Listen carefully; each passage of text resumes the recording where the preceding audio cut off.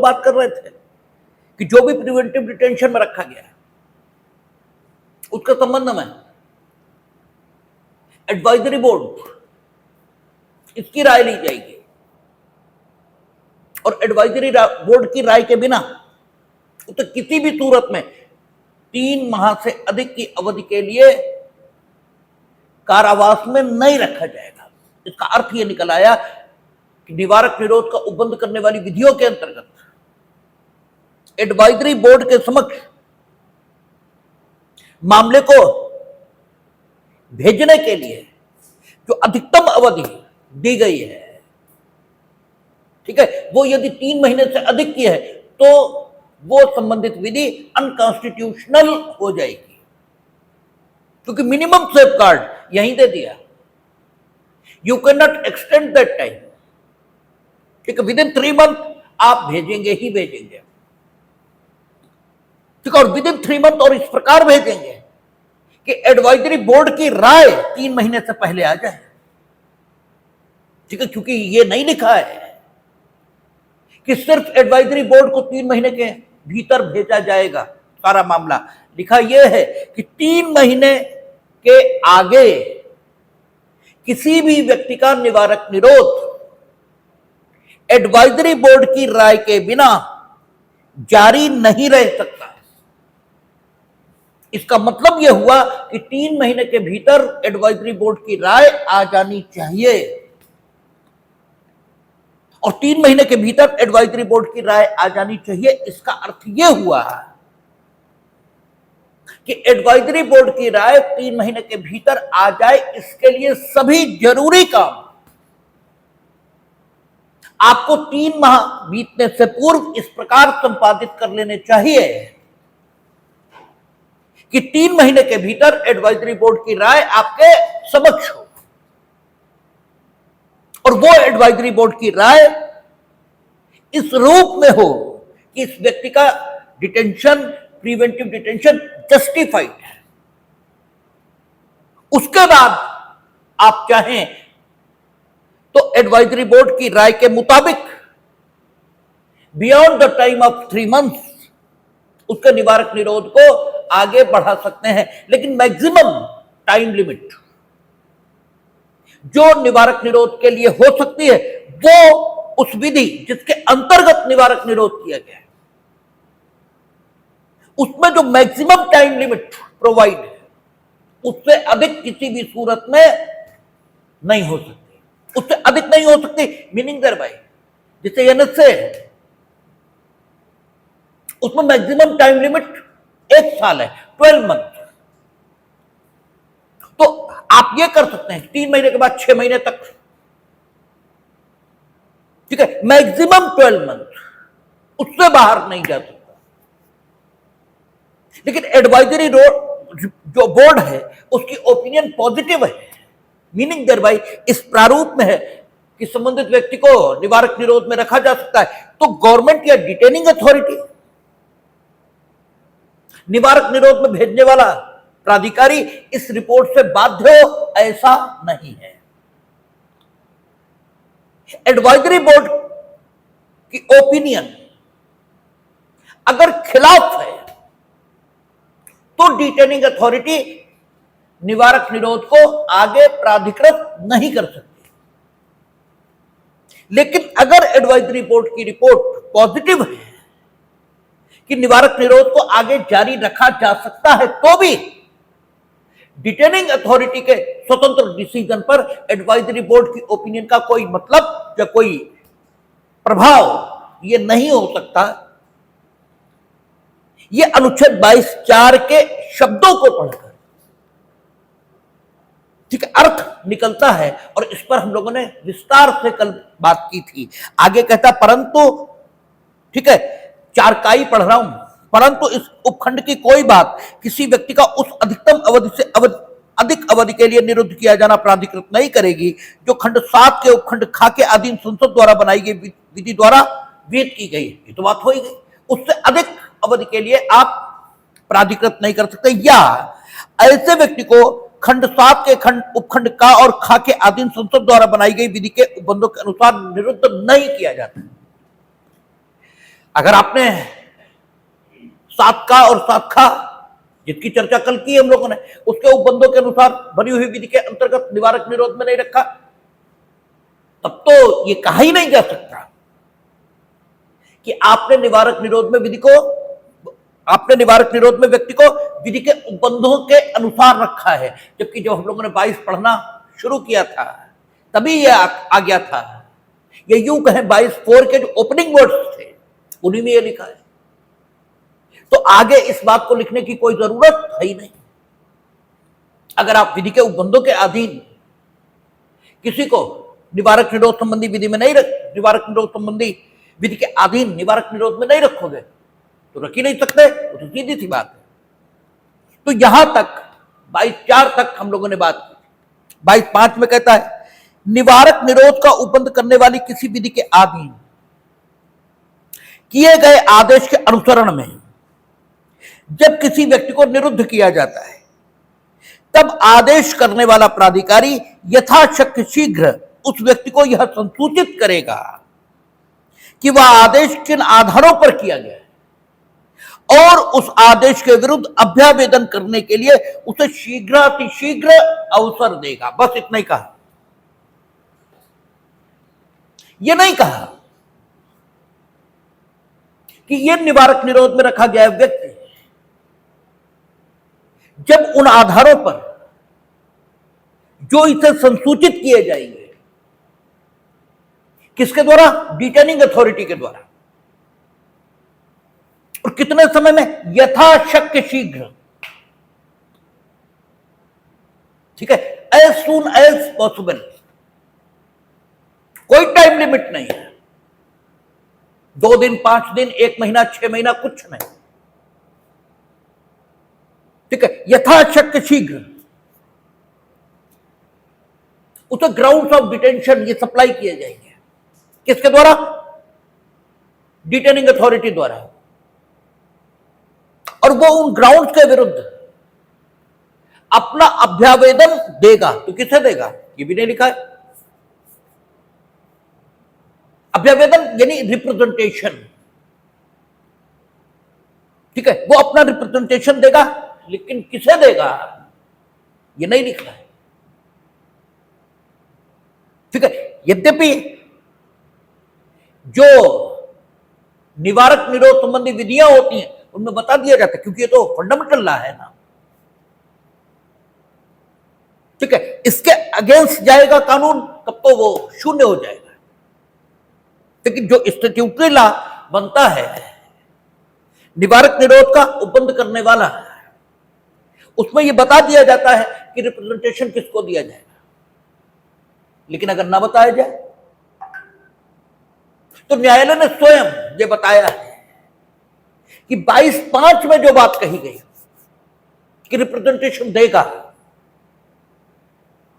इसको आइसोलेट करके नहीं पढ़ा जा सकता, क्योंकि कानून में प्रत्येक बात सार्थक ढंग से समझी जाती है, और कानून में ही नहीं, जीवन में भी। कोई भी बात निरर्थक या निराधार ये सामान्य जीवन में भी हम नहीं करते। हमने कई बार आपसे चर्चा की कि प्रकृति में भी कोई घटना हो रही है तो वो सोद्देश्य है, उस घटना के होने का कोई उद्देश्य है। सूर्य, इसका चक्कर जो पृथ्वी लगा रही है, तो अगर आप देखें तो वो भी निरुद्देश्य नहीं है। उसी के कारण रात और दिन हो रहे हैं, उसी के कारण ऋतुओं में परिवर्तन हो रहा है। ठीक है, और इसके बिना मानव जीवन संचालित नहीं हो सकता। इसका मतलब चाहे प्रकृति हो, चाहे आपका जीवन हो, और चाहे कानून की दुनिया हो, कोई भी घटना या कोई भी गतिविधि निरुद्देश्य नहीं हो सकती। तो जो 22(5) में उसने कहा कि रिप्रेजेंटेशन ये व्यक्ति दे सकेगा, और वो रिप्रेजेंटेशन दे पाए, इसके लिए आप एज सून एज पॉसिबल उसे ग्राउंड ऑफ डिटेंशन ये देंगे। इसका सीधा सा अर्थ ये निकलता है कि वो यदि रिप्रेजेंटेशन दे तो वो लोग जो उसके डिटेंशन को खत्म करने के लिए समर्थ और सक्षम है, उनको वो रिप्रेजेंटेशन दे। इसका सीधा अर्थ ये निकलता है, ठीक है। और इसी को कहा जाता है कि जो कुछ आवश्यक विविक्षा से, नेसेसरी इंप्लीकेशन से कानून में लिखा होता है, उसे भी ऐसा मानकर कि वो कानून में लिखा है पढ़ लिया जाता है। आप अक्सर पढ़ते स्टैट्यूटरी लॉ में लिखा होता है कि जो कुछ अभिव्यक्त तौर पर उपबंधित है और जो आवश्यक विविक्षा से समझने योग्य है, ठीक है ना, उन सबके संबंध में कानून का यह प्रावधान लागू होगा। ऐसा स्टैट्यूटरी लॉ में बहुत जगह लिखा मिलता है। अब जब मिलेगा तो हम ध्यान दिला देंगे, ठीक है। बहुत जगह ये लिखा रहता है, इसी को कानून में आवश्यक विविक्षा से लिखा होना कहा जाता है, क्योंकि जो कुछ लिखा है उसका कोई अर्थ नहीं हो सकता यदि कुछ और भी उसके साथ में जोड़ दिया जाए। तो जो कुछ जोड़ने से ये लिखा हुआ सार्थक होता है, वो भले ही नहीं लिखा है फिर भी ये माना जाएगा कि वो यहां लिखा है, क्योंकि अगर वो नहीं है तो इसका भी कोई अर्थ नहीं है जो ये लिखा है। आपने लिखा कि आप यथाशक्ति शीघ्र उसे निवारक निरोध के आधार देंगे, ग्राउंड ऑफ डिटेंशन ये सप्लाई करेंगे। For what? ठीक है, ताकि वो अपना अभ्यवेदन, अपना रिप्रेजेंटेशन ये दे सके। ये लिखा ही नहीं किसे, किस लिए? तो अभ्यवेदन देने के लिए तो कोई कॉन्स्टिट्यूशनल राइट नहीं हो सकता। इसका मतलब यह हो गया कि आवश्यक विविक्षा से यहां यही लिखा है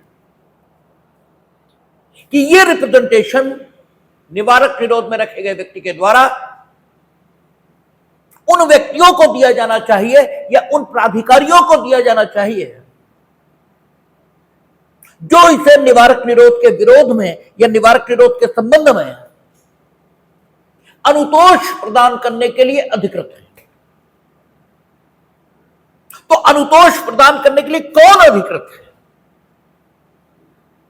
तो दो लोग अधिकृत हैं। डिटेनिंग अथॉरिटी, वो तो जब चाहे खत्म कर दे, क्योंकि जिसे आपने निवारक निरोध में रखा उसने कुछ गलत किया नहीं है।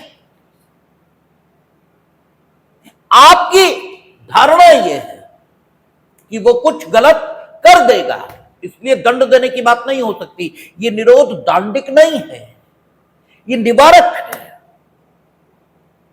इसका मतलब निवारण करने की जरूरत जैसे ही खत्म हो वैसे ही ये निरोध समाप्त हो सकता है। तो एक तो डिटेनिंग अथॉरिटी, अगर उसे लग जाए कि आगे निरोध की कोई जरूरत नहीं तो ये निरोध समाप्त हो सकता है। इसलिए रिप्रेजेंटेशन एक तो जाना चाहिए डिटेनिंग अथॉरिटी को, और दूसरा जाना चाहिए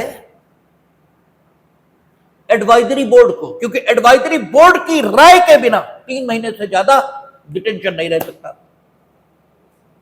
यद्यपि एडवाइजरी बोर्ड की राय ये हो कि डिटेंशन 3 महीने से ज्यादा किया जा सकता है, इसके बाद भी डिटेनिंग अथॉरिटी की राय यदि इसके खिलाफ हो तो डिटेनिंग अथॉरिटी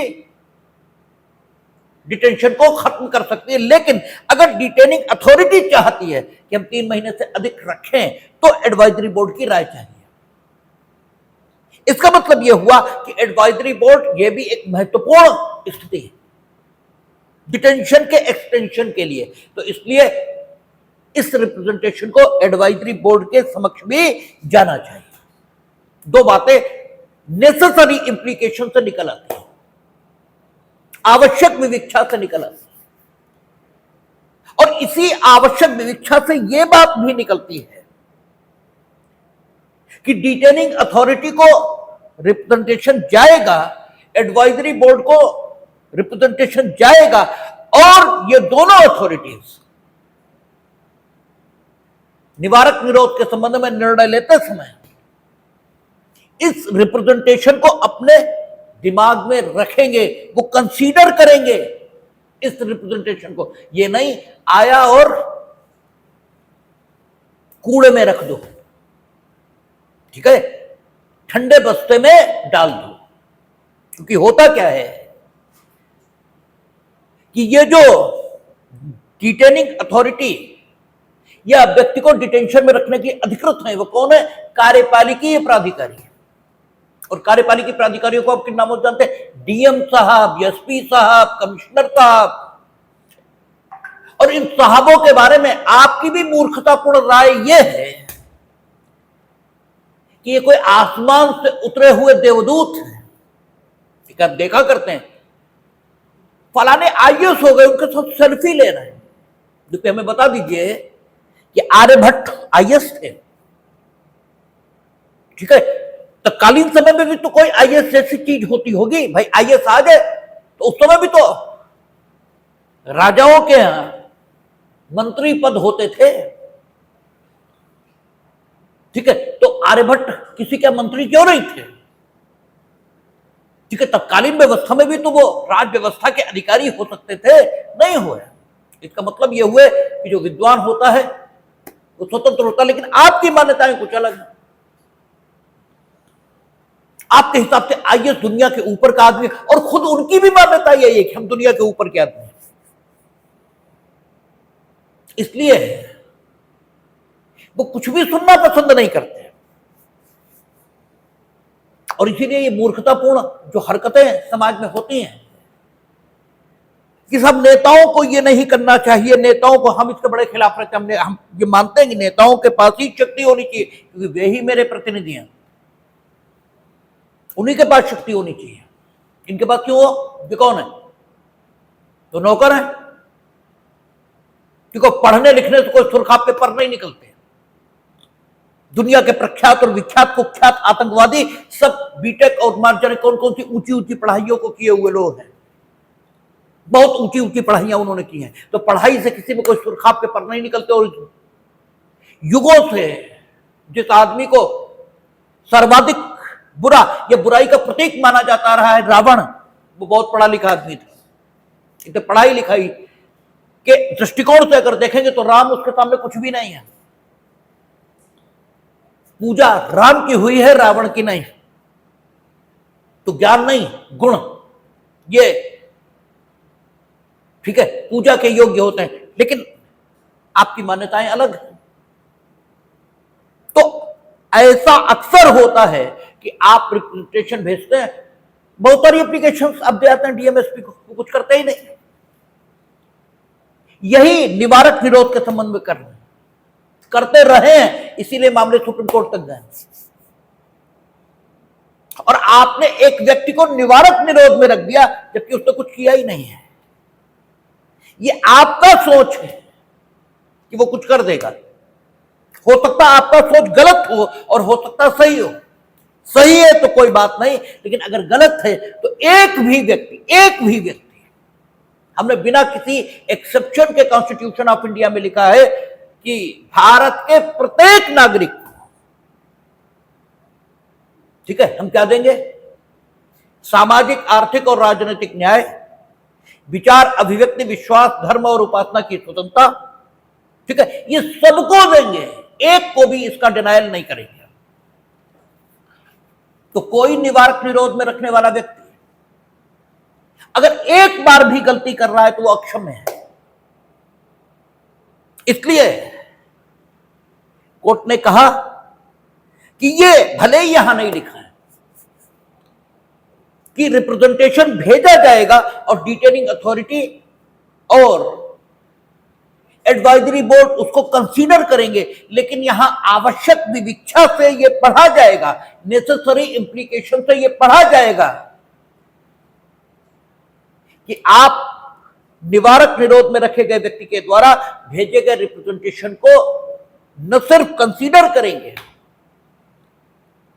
बल्कि उसे आधार भी बनाएंगे या उसके आधार पर भी निर्णय करेंगे कि व्यक्ति को आगे निवारक निरोध में रखे या न रखे। क्योंकि whatever grounds are supplied by you to him, ठीक है, उन ग्राउंड्स के संबंध में स्पष्टीकरण उस रिप्रेजेंटेशन में ही आया है। और उस रिप्रेजेंटेशन को अगर आप कंसीडर नहीं करेंगे तो आप ये कैसे जानेंगे कि जिन आधारों पर आपने उसे निवारक निरोध में रखा है, उन आधारों पर इस व्यक्ति को निवारक निरोध में रखा जाना ठीक है या गलत? अरे भाई, जब हम आपकी बात सुनते हैं तभी तो हमें पता लगता है कि जिस बात को हम गलत मान रहे थे वो तत्कालीन परिस्थितियों में गलत नहीं थी। यह हमें पता कब लगता है? जब हम आपका स्पष्टीकरण सुनते हैं। तो कोर्ट ने कहा कि आप किसी गुरूर में नहीं रहेंगे, जो कि अक्सर रहते हैं कार्यपालिका प्राधिकारी, और वो रहते नहीं, आप रखते हैं, आप रखते हैं। आप सेल्फी खींच रहे हैं जैसे जाने क्या हो गए हो, वो भगवान बन गए हो, और इसी कारण उन्हें ये गलतफहमी पैदा हो जाती है कि दुनिया में उपलब्ध सारा ज्ञान उन्हें है, क्योंकि जबकि ऐसा कुछ भी नहीं है। उसका एक सेट सिलेबस है, उतने सेट सिलेबस को आपको पढ़ लेना है और आप वो हो जाएंगे, इसमें कोई खास बात नहीं। ठीक है, लेकिन और जबकि किसी भी एक विषय की जानकारी, वो डांस ही क्यों ना हो, वो तबला ही बजाना क्यों ना हो,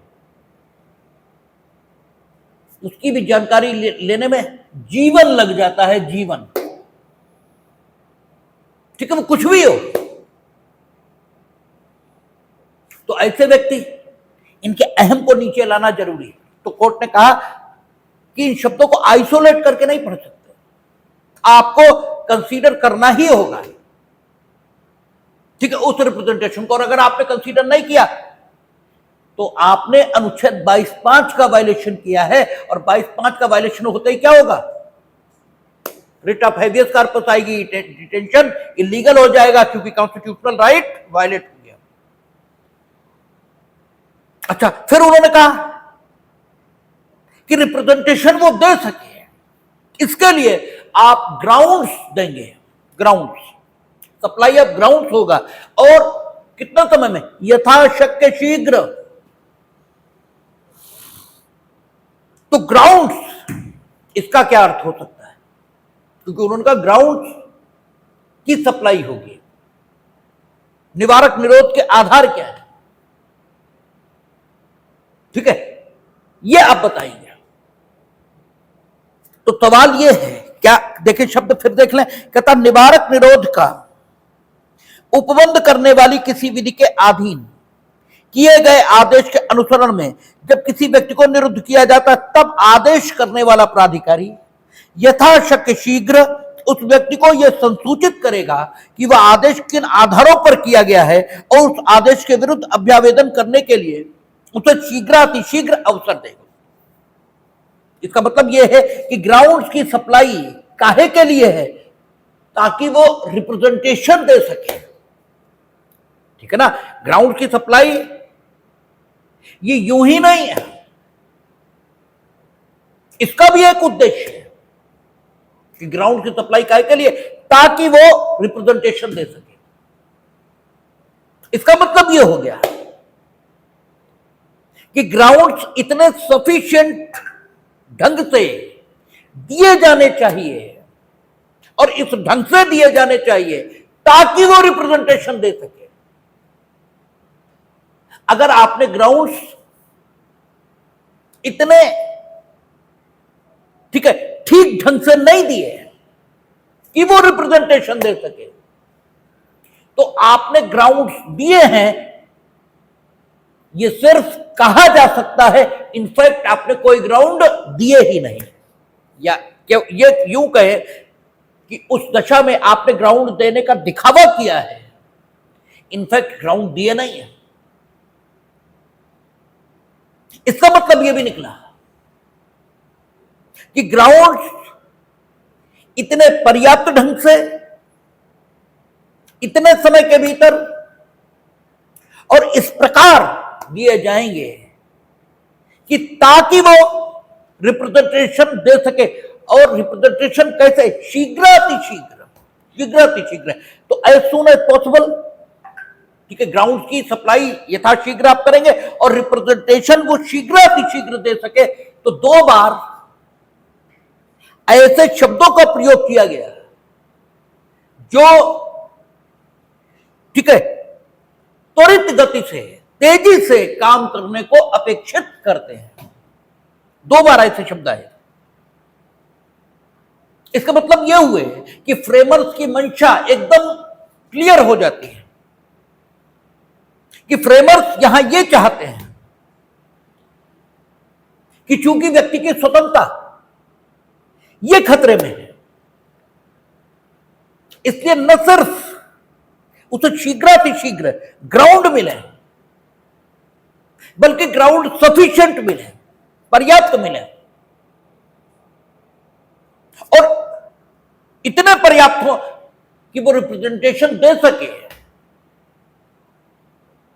और यथाशीघ्र ग्राउंड की सप्लाई होगी, यथाशक्य शीघ्र।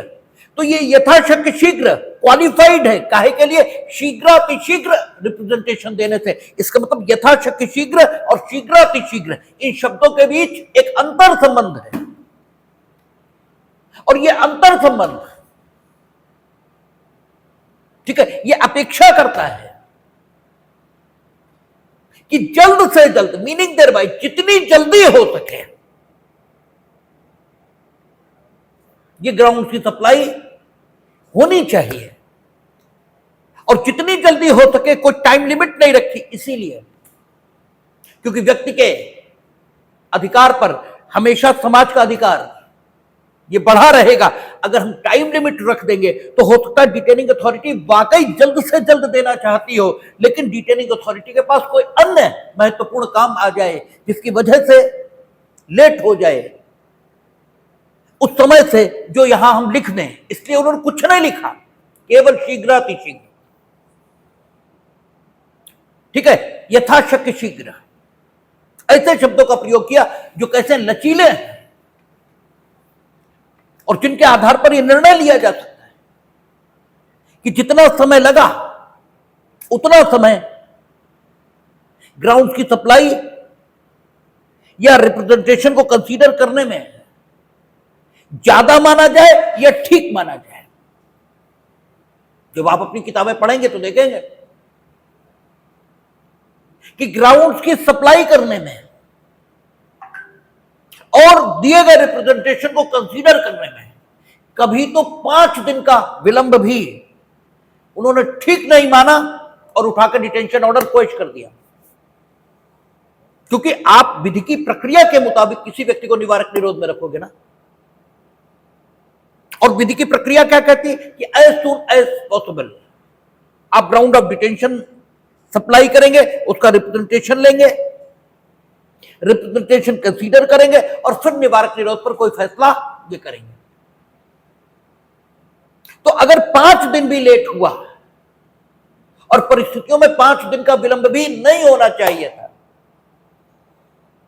तो आपने 22(5) का वायलेशन कर दिया, और 22(5) का वायलेशन हुआ तो हेबियस कॉर्पस जारी होगी। और अगर 6 महीने का भी विलंब हो गया, 6 महीने तो बहुत ज्यादा हो गए क्योंकि 3 महीने से ज्यादा, ठीक है, एडवाइजरी बोर्ड की ओपिनियन के बिना आप रख ही नहीं सकते, लेकिन फिर भी जस्ट टू अंडरस्टैंड हम बात कर रहे हैं, यानी ज्यादा विलंब है फिर भी क्षमा हो सकता है अगर कोई जस्टिफाइड रीजन है, ठीक। इसीलिए यथाशक्य शीघ्र और आपका शीघ्र इन शब्दों का प्रयोग किया गया, कोई समय सीमा ये नहीं रखी गई। जैसे कुछ बेवकूफ टाइप के लोग, ठीक है, इस बात के पक्ष में रहते कि 2 दिन लिख देते। कई बार हम पढ़ा करते ना, ये ठीक है कि कॉलेजियम सिस्टम ठीक नहीं है, लेकिन ये एकदम ठीक है कि सुप्रीम कोर्ट और हाई कोर्ट में जजों की नियुक्ति परीक्षा के माध्यम से नहीं होती, ये बिल्कुल सही है, ठीक है। लेकिन कुछ बेवकूफ टाइप के लोग आपको अक्सर लिखते मिल जाएंगे कि हाई कोर्ट के जजों की भी परीक्षा कराई जाए। अरे मूर्खों, परीक्षा आपकी योग्यता का, ठीक है, परीक्षण नहीं है। परीक्षा आपके का सिर्फ मेमोरी टेस्ट है। आप बेवकूफ हो सकते हैं और उसके बाद भी परीक्षा उत्तीर्ण कर सकते हैं, और आप काबिल भले ही हो, हम तो ही हैं, क्योंकि जब हमने एलएलबी की परीक्षा उत्तीर्ण की थी तो कानून की एबीसीडी में नहीं आती थी। हम 100% बेवकूफ थे कानून की फील्ड में और एलएलबी उत्तीर्ण थे। ठीक है, तो परीक्षा योग्यता का मापदंड नहीं है। योग्यता का परीक्षण उसी ढंग से हो सकता है जिस ढंग को सामान्य जनजीवन में या सामान्य जीवन में क्या कहते हैं कि जरा बरतोगे तो पता लगेगा आदमी कैसा है।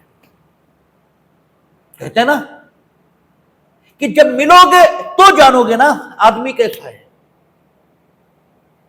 तो जानने की प्रक्रिया सिर्फ और सिर्फ आदमी से मिलना है, परीक्षा नहीं है। परीक्षा में तो तुम तैयार होकर आते हो। ठीक है, परीक्षा में कैसे आते हो? तैयार होकर, और तैयार होकर आने में तुम अपने असली चरित्र को छिपा लेते हो। ठीक है, विषय थोड़ा हल्का हो सकता है लेकिन बात को समझने के लिए जरूरी। लव मैरिजेस क्यों असफल होती हैं, इस पर विचार करिए। हालांकि अरेंज मैरिजेस भी सफल ही नहीं होती हैं, लेकिन लव मैरिजों के असफल होने के जो कारण हैं वो अधिकतर ये हैं कि उसमें दोनों पक्ष जब प्रथम बार या उसके आगे यानी शादी से पूर्व एक दूसरे से मिलते हैं तो तैयारी करके मिलते हैं और अपने बुरे पक्ष को छिपा लेते हैं। ठीक है, जो उनका बुरा पक्ष है वो दिखाते नहीं है। ठीक है, खूब डेंट पेंट होकर देखने में वो बहुत बुरे हैं, लेकिन ब्यूटी पार्लर या जेंट्स पार्लर होकर के आएंगे और फिर जब वास्तविकता शादी के बाद प्रकट होगी तब फिर वही होना है जो होता है। ठीक है, अगर आप, हमने आपको पहले भी कहा कि मित्रता का आदर्श क्या हो सकता है, अपनी बुराइयों को पहले रखना। हमने आपको उदाहरण दिया था कि विभीषण जब राम से मिलने आया है रावण के द्वारा भगा देने के बाद, तो क्या कह रहा है? वो ये भी तो कह सकता है कि हम महर्षि कश्यप की संतान है, उनके वंश में हैं, महर्षि विश्वामित्र के हम बेटे हैं, ये भी तो कह सकता है। ठीक है, नहीं कहा उसने। उसने क्या कहा? नाथ दशानन कर मैं भ्राता, हम रावण के भाई हैं। ठीक है, उसने ये बताया कि हम रावण के भाई हैं, निश्चर वंश में जन्म पाया है। ठीक है, और आप जिन चीजों की रक्षार्थ पृथ्वी पर आए हैं उनको त्रास देना ही मेरा काम है, ये बताया है उसने। ठीक है, ये है मित्रता का आदर्श कि आप खुद को सबसे पहले खोल कर रखें। आप सबसे पहले खुद को छिपाते हैं, आप बताते हैं हमारे पिताजी तो ये रहे और हम ऐसे हैं, तो क्या कुछ नहीं है। ठीक है, तो लव मैरिजेस इसीलिए असफल होती क्योंकि वहां आप छिपाते हैं अपने को। तो ऐसे ही परीक्षा में आप जब जाएंगे तो तैयार होकर जाएंगे, तो आपकी स्वाभाविक वृत्तियां सामने नहीं आती हैं। स्वाभाविक वृत्ति तो तभी सामने आएगी जब सामान्य तरीके से आपको काम करते देखा जाएगा। और हाई कोर्ट सुप्रीम कोर्ट में कौन जस्टिस बनेगा? वो जिसने 10 साल प्रैक्टिस की होगी, 5 साल न्यायाधीश के तौर पर काम किया होगा। तो वो न्यायाधीश के तौर पर कितना योग्य है, कितना ईमानदार है, कितना सत्यनिष्ठ है, इस सब की परीक्षा वाकई हो जाएगी, क्योंकि 5 साल और 10 साल को तैयारी नहीं कर सकता। ठीक है, तो मूर्ख वहां तक पहुंचेगा, इसकी संभावना न्यूनतम हो जाती है। इसलिए वो प्रोसेस अडॉप्ट किए गए। तो अपनी बुद्धि पर थोड़ा कब विश्वास करना चाहिए? ठीक है, कोई परंपरा से चीज चली आ रही है तो जानना, ये जानने की कोशिश करनी चाहिए कि अगर इतने दिनों से ये चीज चल रही है तो इसमें कुछ तो युक्ति संगतता होगी ही, क्योंकि अगर युक्ति संगतता नहीं तो कोई भी चीज कंटिन्यू नहीं हो सकती। ठीक है, तो आपकी नजर में आईएएस इसलिए कि उसने परीक्षा उत्तीर्ण कर लिया, तो कौन सी आफत हो गई? ठीक है, इसलिए न्यायालय ने इन बातों पर विश्वास नहीं किया। उन्होंने कहा नेसेसरी इंप्लीकेशन है यहां कि आप क्या करेंगे, उसका रिप्रेजेंटेशन कंसीडर करेंगे, क्योंकि काहे के लिए रिप्रेजेंटेशन देगा, इसीलिए तो देगा, और रिप्रेजेंटेशन वो दे सके इसके लिए ग्राउंड की सप्लाई है। ग्राउंड की सप्लाई यथाशक्ति शीघ्र, क्यों? ताकि वो शीघ्र अपना रिप्रेजेंटेशन दे सके। इसका मतलब ये हुए, और क्या कहा, ग्राउंड्स की सप्लाई, आधारों को संसूचित करेंगे आप, और संसूचित मीनिंग भाई ऐसे आधार उसे देंगे कि अगर कभी साबित करने की जरूरत पड़े कि आधार दिए गए थे, तो आपका वो कृत्य जिसके माध्यम से आधार दिए गए उसको आधारों के दिए जाने के सबूत के तौर पर प्रस्तुत किया जा सके, ताकि अगर कभी विवाद की स्थिति पैदा हो तो निश्चय ढंग से यह साबित किया जा सके कि आधार दिए गए या नहीं दिए गए। इसीलिए संसूचित शब्द का इस्तेमाल किया, क्योंकि संसूचित और सूचित इसमें फर्क है।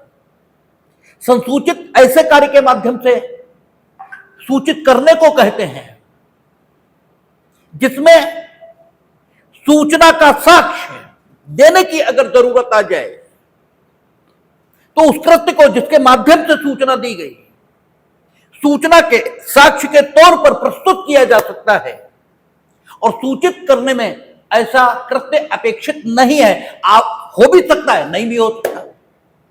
संसूचित यानी लिखकर संसूचित किया, तो जो लेख है वो सूचना के साक्ष्य के तौर पर हर विवाद की स्थिति में प्रस्तुत किया जा सकता है कि ये ऐसे हमने किया था। ठीक है, तो उसने कहा संसूचित करेंगे, और क्या, आधारों को। इसका मतलब यह निकला है कि आप सिर्फ ये लिखकर नहीं दे देंगे कि आपका कृत्य आवश्यक वस्तुओं के प्रदाय में बाधा उत्पन्न कर रहा है, इसलिए हम आपको निवारक निरोध में रख रहे हैं। यानी आप सिर्फ आधारों में वे निष्कर्ष निवारक निरोध में रखे गए व्यक्ति को नहीं देंगे जो निष्कर्ष आपने निकाले हैं, बल्कि वो निष्कर्ष जिन तथ्यों पर आधारित है वे तथ्य भी संबंधित व्यक्ति को देंगे, क्योंकि आधारों शब्द का प्रयोग हुआ है, और आधारों को जो संबंधित व्यक्ति को देने की बात है वो काहे के लिए, ताकि वो शीघ्र प्रतिवेदन, अभ्यावेदन, रिप्रेजेंटेशन ये दे सके। तो अगर आपने सिर्फ यही लिख दिया कि आपका कृत्य आवश्यक वस्तुओं के प्रदाय में बाधा है, तो वो रिप्रेजेंटेशन देगा कैसे? उसे क्या मालूम कि आपने ये जो निष्कर्ष उसके कृत्यों के बारे में निकाला है वो किन कार्यों और किन तथ्यों के मौजूद होने के कारण निकाला है, ये तो वो बता ही नहीं सकता। ठीक है, वो अपना स्पष्टीकरण प्रस्तुत कर ही नहीं सकता, तो फिर आधारों को देने का मतलब ही क्या हुआ? और कोई भी चीज निरुद्देश्य नहीं होती, तो कानून में भी जो लिखा है वो निरुद्देश्य नहीं हो सकता। There are so many case laws in which the court has decided that you will supply the grounds, meaning thereby the conclusions which you have drawn along with those materials, और मटेरियल्स में document भी शामिल है, ठीक है, including along with those materials, ठीक है, जो कि which are necessary for the presentation of a effective representation, ठीक है, एक प्रभावी वो जो अभ्यावेदन या प्रतिवेदन है अपना वो दे सके, इसके लिए जो कुछ जरूरी तथ्य हैं वे सारे तथ्य आप ग्राउंड्स के रूप में उस व्यक्ति को देंगे, ठीक है। और इस बात का सबूत कि वो सारे तथ्य, वो सारे दस्तावेज जिनके आधार पर आपने निष्कर्ष निकाला है, आप संबंधित बंदी को देंगे। इसको अतिरिक्त समर्थन कहां से मिलता है? 22(6) से। 22(6) पढ़ें, देखें क्या कहता है। खंडपात की किसी बात से ऐसा आदेश जो उस खंड में निर्दिष्ट है करने वाले प्राधिकारी के लिए ऐसे तथ्यों को प्रकट करना आवश्यक नहीं होगा जिन्हें प्रकट करना ऐसा प्राधिकारी लोकहित के विरुद्ध समझता है। वो तो तथ्य शब्द का प्रयोग किया, ये नहीं कहा कि जो डिटेनिंग अथॉरिटी है वो चाहे तो उस आधार को नहीं बताएगी, ठीक है, जिस आधार का प्रकरण वो लोकहित के विरुद्ध समझता है, ये नहीं कहा उसने। उसने कहा उन तथ्यों को वो प्रकट करने से रोक सकता है जिनका प्रकरण वो लोकहित के विरुद्ध मानता है। कौन? Detaining authority. इसका मतलब यह हुआ कि ग्राउंड्स तो आपको देने ही है, ठीक है। जैसे आप ये कहते हैं कि आपको इसलिए हम निवारक निरोध में रखेंगे क्योंकि आपके कार्य आवश्यक वस्तुओं के प्रदाय में बाधा उत्पन्न करते हैं, ठीक है। अब इसका इस निष्कर्ष को निकालने के लिए आधार क्या कि आपने एफसीआई के गोदाम से 100 कुंटल गेहूं चोरी किया, ठीक है। आपका अमुक गोदाम है, उसमें आपने क्या किया, 1000 कुंटल गेहूं खरीद कर स्टोर कर लिया, ठीक है, खरीद कर स्टोर कर लिया। आपने अपने एजेंट छोड़ रखे हैं जो कि जहां भी गेहूं मिलता है सब स्टोर कर लेते हैं और बाद में ऊंचे दामों पर बेचते हैं। आपने फला जगह ऊंचे दामों पर बेचा, उस महीने में बेचा, उस महीने में बेचा, और फिर आवश्यक वस्तु है गेहूं तो, और इससे झंझट पैदा हो रहा है, इसलिए हम डिटेन करेंगे आपको, ठीक है। अब तथ्य निष्कर्ष क्या है? आपका कार्य आवश्यक वस्तुओं के प्रदाय में बाधा है, यह निष्कर्ष है। यह निष्कर्ष किन तथ्यों पर आधारित है? आपने गोदाम में 1000 कुंटल गेहूं, एफसीआई के गोदाम से 100 कुंटल गेहूं चुराया है, फला जगह आपने ऊंचे दामों पर बेचा, इन तथ्यों पर आधारित। इनमें से एक तथ्य कि एफसीआई के गोदाम से चुराया है, यह प्रकट करना लोकहित के विरुद्ध डिटेनिंग अथॉरिटी समझता है, तो एक तथ्य नहीं देगा, एक तथ्य नहीं देगा, लेकिन ग्राउंड भी देगा और बाकी सारे तथ्य भी देगा, ठीक है ना। इसका मतलब यह निकल आया है जब 5 और 6 दोनों को मिलाकर पढ़ेंगे तो बिल्कुल निकल रहा है कि आधारों शब्द में सिर्फ आधार शामिल नहीं है, बल्कि आधार जिन तथ्यों पर आधारित हैं उन तथ्यों को दिया जाना भी शामिल है, ठीक है ना, आधारों को दिए जाने में, क्योंकि उनके अभाव में निवारक निरोध में रखा गया व्यक्ति शीघ्रातिशीघ्र इफेक्टिव रिप्रेजेंटेशन नहीं दे सकता, ठीक है। रिप्रेजेंटेशन देने का मतलब रिप्रेजेंटेशन देना ही नहीं है, इफेक्टिव रिप्रेजेंटेशन, ठीक है ना। रोते गए और मरे की खबर ले आए, ये नहीं, प्रभावी ढंग से काम को करना, ये यहां ठीक है अपेक्षित है। और ये कहीं से मनमाना अर्थान्वयन हमने नहीं किया, एक एक शब्द जो यहां प्रयुक्त है उसी की व्याख्या के आधार पर ये सारी बातें निकली, ठीक है। तो आप देखते हैं कोर्ट ने कहा कि आप ग्राउंड्स देंगे। अब आपने ऐसी भाषा में दे दी है जो वो जानता ही नहीं,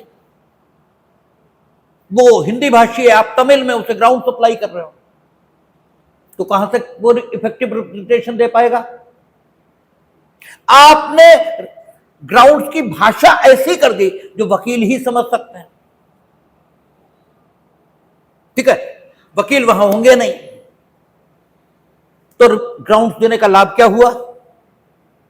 नहीं, आप भाषा और ढंग ऐसा इस्तेमाल करेंगे ताकि वो समझ ले बात को और वो रिप्रेजेंटेशन दे सके।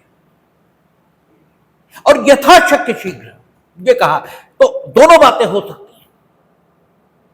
निवारक निरोध का उपबंध करने वाली विधि, इसमें कोई निश्चित समय सीमा बताई जा सकती है कि इतने दिनों में देंगे। जैसे कोफे पोसा है, उसमें उन्होंने कहा 5 दिन के भीतर आप ग्राउंड्स की सप्लाई करेंगे, और इन एक्सेप्शनल सर्कमस्टांसेस 17 दिन में आप ग्राउंड की सप्लाई कर सकते हैं। तो 5 दिन का मतलब यह हुआ 5 दिन, 5 ही दिन में करेंगे। अगर 5 दिन 1 घंटा हो गया तो विधि अनुसार नहीं है, आज निवारक निरोध हैबेस कॉर्पस जारी होगी और क्वैश होगा, क्योंकि यहां दायित्व संबंधी सवाल है और वो भी एक निर्दोष व्यक्ति, मतलब जिसने कुछ किया नहीं है, उसकी स्वतंत्रता का सवाल है। इस 1 मिनट भी नहीं, और अगर 1 मिनट भी बढ़ाना आप चाहते तो एक्सेप्शनल सर्कमस्टांस भी बताइए क्या एक्सेप्शनल थी, और आप बता देंगे और हम मान लेंगे, ऐसा भी नहीं। आपने बताई एक्सेप्शनल सर्कमस्टांस और हमें लगा कि हां ये वाकई अपवादिक है तो ठीक, अन्यथा ग्राउंड की सप्लाई आपने 5 दिन में नहीं की और कोई अपवादिक परिस्थिति नहीं थी, इस आधार पर 22(5) का वायलेशन मानेंगे और उठाकर डिटेंशन ऑर्डर क्वैश, ये होगा। अब कई बार यह भी होता है कि उन्होंने निवारक निरोध का उपबंध करने वाली विधि में समय सीमा दी नहीं, तो मिनिमम कॉन्स्टिट्यूशनल राइट के तौर पर 22(5) में उन्होंने कह दिया यथाशक्य शीघ्र। फिर हम देखेंगे कि आपको उसी दिन क्यों नहीं दिया आपने ग्राउंड, फिर तो यथाशक्य शीघ्र में उसी दिन भी शामिल हो सकता है, ठीक है, अगला दिन भी शामिल हो सकता है। हां, एक बात तय है कि अगर ग्राउंड्स की सप्लाई की गई लेकिन उनके साथ सारे वे तथ्य, वे दस्तावेज नहीं दिए गए जो कि जरूरी थे उन ग्राउंड्स को समझने के लिए, तो ये अपने आप में निवारक निरोध को समाप्त करने का आधार नहीं होगा, अपने आप में नहीं होगा। मीनिंग दरबाई कहने का अर्थ ये है, ये देखा जाएगा कि क्या वाकई डिटेंशन ऑर्डर के साथ ही आप सारे तथ्य और सारे दस्तावेज देने में समर्थ थे या नहीं। अगर आप नहीं थे समर्थ तो आपने बाद में भी दे दिए तो कोई दिक्कत नहीं, डिटेंशन ऑर्डर के साथ नहीं दिए आपने, कोई दिक्कत नहीं। लेकिन अगर यह देखा गया कि आपने अनड्यू डिले किया है, अर्थात या तो आप डिटेंशन ऑर्डर के साथ देने के लिए समर्थ थे या जितने समय में आप समर्थ हो सकते थे उतने समय में आपने नहीं दिए, तो फिर डिटेंशन ऑर्डर क्वैश। यानी न्यायालय यहां इस प्रकार काम करेगा कि हमें क्या मिल जाए और कब हम डिटेंशन ऑर्डर क्वैश कर दें, क्योंकि मामला एक ऐसे व्यक्ति की स्वतंत्रता का है जिसे आपने अपने समाधान के मुताबिक निवारक निरोध में रखा है। तो सीधी बात है, ये आपको जस्टिफाई करना पड़ेगा कि हम ठीक कर रहे थे, ठीक है ना। तो जल्द से जल्द आप अपने काम के जस्टिफिकेशन को साबित करें।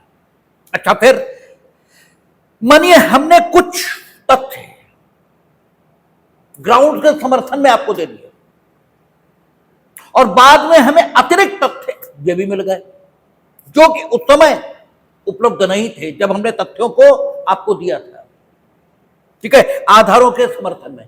तो वो नए तथ्य भी दिए जा सकते, लेकिन नए आधार नहीं, नए आधार नहीं, तथ्य दे सकते हैं। जैसे हमने ये कहा कि लोक व्यवस्था इसे बनाए रखने में आपके कार्य बाधा पैदा कर रहे थे, ठीक है, हमें पता लगा फला जगह आपने पब्लिक मीटिंग की, फला जगह वॉल राइटिंग की, और ऐसे एक धर्म के बारे में विशेष प्रकार की शब्द आपने बोले जिसकी वजह से समाज में अल्टरकेशन हो सकता था। जैसे इन दोनों पर एनएसए लग सकती है, जो अभी हुआ है शाहजहांपुर में, दोनों पर लग सकती है, और डिस्ट्रिक्ट मजिस्ट्रेट ही लगा सकता है, ठीक है, देखेंगे एनएसए भी हम बताएंगे, तो उसमें दोनों में लग सकती है। ठीक है। अब एक आधार तो ये है जो आपने किया अभी, लेकिन पीछे भी आप ऐसा कर चुके हैं 4-5 बार।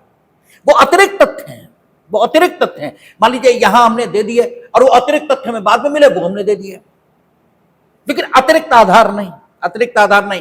जैसे आप ये कहें कि पिछली बार आपने गेहूं स्टोर कर लिया था, जिस वजह से गेहूं की सप्लाई नहीं हुई और लोक व्यवस्था भंग हुई, तो ये नया ग्राउंड है, ये नया ग्राउंड है, ये नहीं बढ़ाया जा सकता बाद में।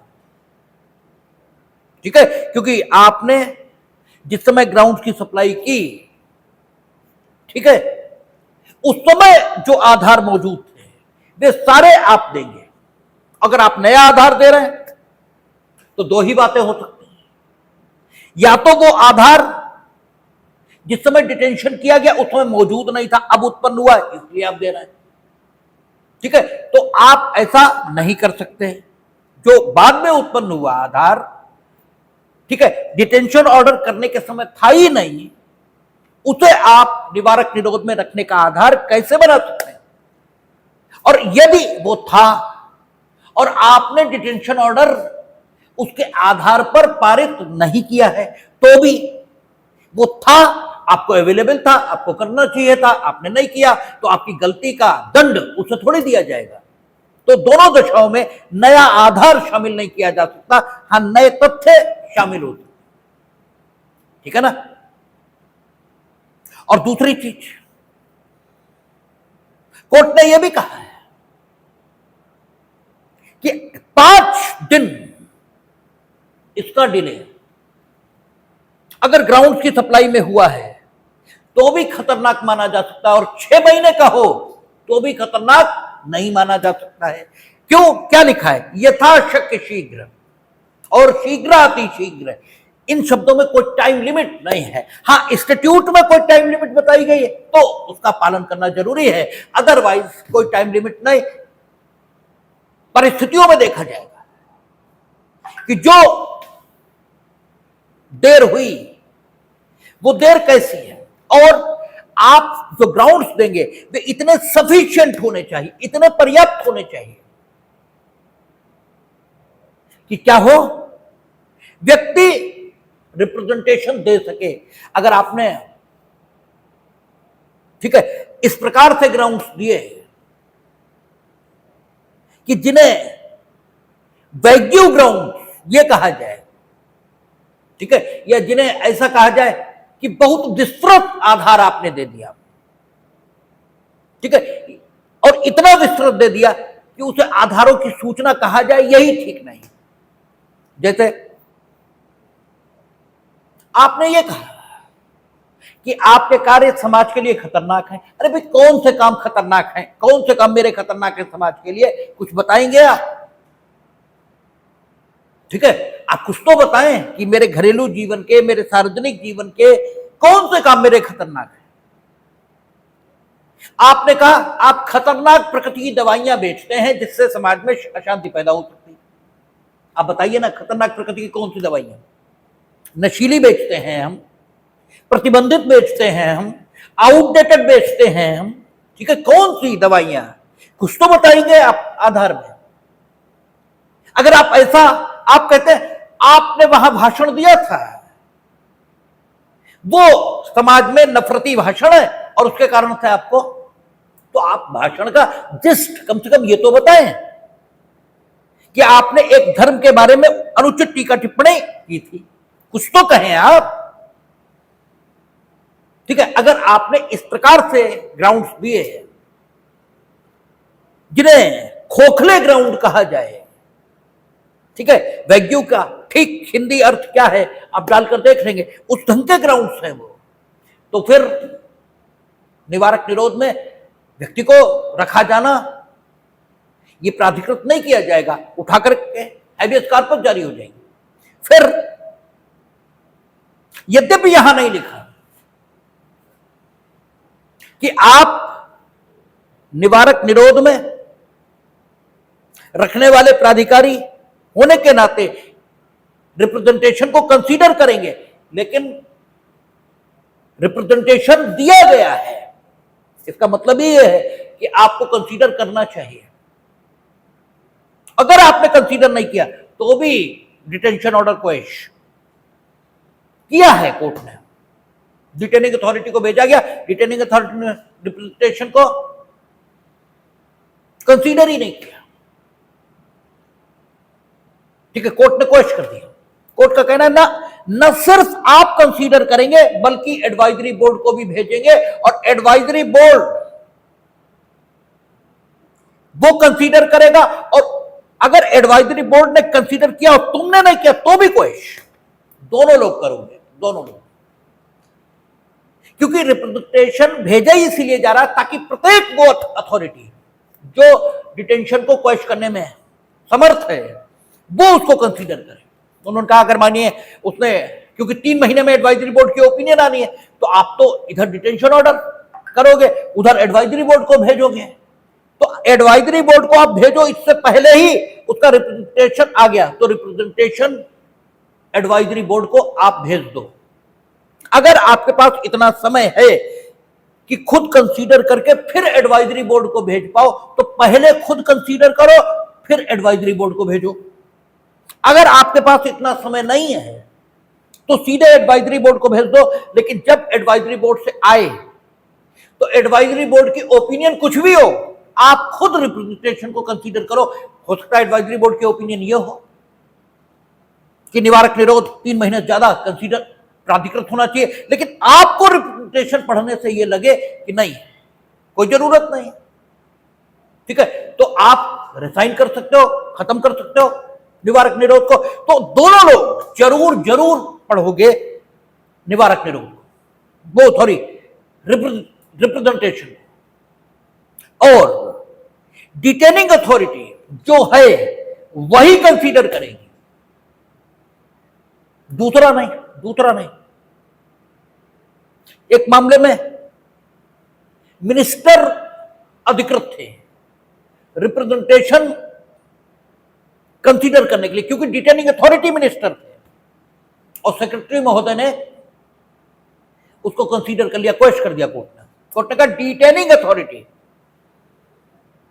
क्योंकि वही रिसाइन कर सकती है, सचिव महोदय वो कर क्या सकते हैं उसमें, क्यों कर रहे हो तुम कंसीडर, तुम खत्म कर पाओगे वो अगर तुम ये पाओ कि रिप्रेजेंटेशन जस्टिफाइड मैनर में एक्सप्लेन कर रहा है उन सर्कमस्टांसेस को जिनके अधीन किए गए कृत्यों को आपने निवारक निरोध का आधार बनाया है, तो तुम कर पाओगे उसे खत्म, तुम कर तो पाओगे नहीं, फिर कंसीडर क्यों किया तुमने, मतलब क्या है, ठीक है। तो उन्होंने उसको भी क्वेश्चन किया, ठीक है। तो रिप्रेजेंटेशन, इफेक्टिव रिप्रेजेंटेशन और डिटेनिंग अथॉरिटी और एडवाइजरी बोर्ड दोनों कंसीडर करेंगे। एक मामले में कोफे पोथम बंद किया। कोफे पोथम में है क्या कि सबसे पहले डिटेनिंग अथॉरिटी शायद डिस्ट्रिक्ट मजिस्ट्रेट हो, ठीक है, वो डिटेन कर सकते हैं। अब मानिए उन्होंने डिटेन किया तो उस डिटेंशन को खत्म करने का हक स्टेट गवर्नमेंट को भी है और सेंट्रल गवर्नमेंट को भी है, दोनों को। लेकिन एक्ट में ऐसा नहीं लिखा कि रिप्रेजेंटेशन की कॉपी स्टेट गवर्नमेंट और सेंट्रल गवर्नमेंट दोनों को भेजी जाएगी। लेकिन जो निवारक निरोध में रखा गया व्यक्ति था उसने रिप्रेजेंटेशन डिटेनिंग अथॉरिटी को दिया और साथ में निवेदन किया कि मेरे रिप्रेजेंटेशन की कॉपी, संबंधित दस्तावेज ये राज्य सरकार और केंद्र सरकार को भी भेज दिए जाएं, क्योंकि वे भी मेरे डिटेंशन को क्वेश्चन कर सकते हैं। नहीं भेजी, कोर्ट ने उठाया, क्वेश्चन कर दिया। कोर्ट ने कहा कि उसकी बात ठीक थी, जब तुम ही नहीं, डिटेनिंग अथॉरिटी होने के नाते एडवाइजरी बोर्ड ही नहीं बल्कि सेंट्रल गवर्नमेंट और स्टेट गवर्नमेंट भी इंपावर्ड है उसको खत्म कर देने के लिए, तो तुम्हें दिक्कत क्या थी, तुम अपनी समस्या तो बताओ। एक आदमी का भला हो रहा, तुम्हारा कुछ बुरा नहीं हो रहा, तो तब भी तुम नहीं करोगे, तो आदमी तुम अच्छे हो, अरे भाई तुम्हारा कुछ बुरा हो रहा हो, ठीक है, संत किसे कहें, ठीक है। प्रश्न, किसी ने प्रश्न किया कि संत कौन, तो एक ने उत्तर दिया कि वो जो मिले तो खाए, जो मिले तो बांट कर खाए, ठीक है, नहीं सॉरी, जो मिले तो खाए और न मिले तो संतोष कर ले, सब्र कर ले। तो जिसने कहा था उसने कहा ये तो कुत्ते की पहचान है, इसे तो कुत्ता कहते हैं, मिलता है तो खाता है और नहीं मिलता तो संतोष करके बैठ जाता है। संतोष अपने में अच्छी बात नहीं है, क्योंकि संतोष में कुछ विरोध का स्वर ये तो रहता ही है। आप परिस्थितियों से कितने संतुष्ट नहीं है, संतोष कर लिया है आपने। संतुष्ट होना और संतोष कर लेना दोनों बातें अलग हैं, ठीक है। कर लेने में विवशता की स्थिति है, आप चाहते नहीं है वैसी स्थिति का कंटिन्यूएशन, लेकिन आपका बस नहीं चल रहा, इसलिए आपने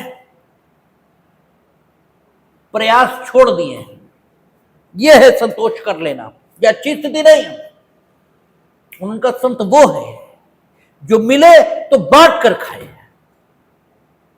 ठीक है, जो मिले तो बांट कर खाए और न मिले तो ईश्वर का धन्यवाद करे कि तुमने न देकर भूख की पीड़ा ये जानने का अवसर यह हमें दिया, और तुम शायद मेरे व्यक्तित्व को और भी, ठीक है, निखारना चाहते हो, इस वजह से आज तुमने नहीं दिया। तो अच्छा आदमी कौन है? वो जो अपने नुकसान पर भी दूसरों का भला करते हैं, अच्छा तो वो है। लेकिन कम से कम आदमी वो है कि आपका कोई नुकसान नहीं हो रहा तो दूसरे का बुरा न करो। रास्ता चलते ही ऐसे पेड़ के पत्ते पकड़े और खींच दिए। अच्छे आदमी तो तब हो जब पेड़ लगाओ, आदमी कम से कम अगर हो तो इतना तो करो कि लगे पेड़ को तोड़ो नहीं। तो उन्होंने कहा कि अगर आपका कोई नुकसान नहीं हो रहा था तो आपने स्टेट गवर्नमेंट और सेंट्रल गवर्नमेंट को उसकी मांग के बावजूद क्यों नहीं भेजा? अरे भाई, हो सकता तुम ना समझ पाओ, दूसरा समझ ले, भेज देते। तुम्हारा कोई नुकसान हो रहा हो तो बताओ, हुआ नहीं तो तब भी क्वेश्चन कर दिया। मीनिंग देयर भाई, यहां भले ये नहीं लिखा है कि डिटेनिंग अथॉरिटी एडवाइजरी बोर्ड ये कंसीडर करेंगे, लेकिन करेंगे, ठीक है। तो ये आपका, और 22 में उन्होंने कहा कि उन तथ्यों को रोका जा सकता है जिन तथ्यों का प्रकटन लोकहित के विरुद्ध है।